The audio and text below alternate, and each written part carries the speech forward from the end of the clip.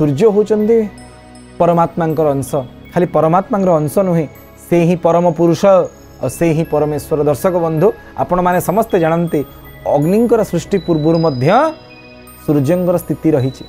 सूर्य होचंती समग्र संसार सर्वकालीन देवता।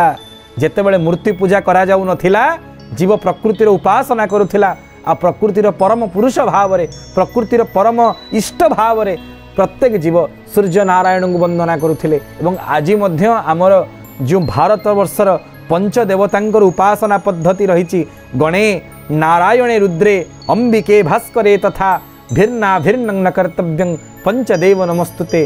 गणेश नारायण भगवान शंकर माँ भगवती देवी अंबिका एवं सर्वोपरि पंचम होचन भास्कर सूर्य नारायण।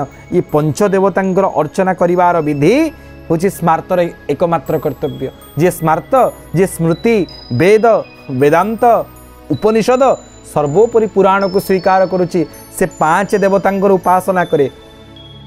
तन्मध्य पंचम देवता होचंती भगवान भुवन भास्कर साक्षात सूर्य नारायण।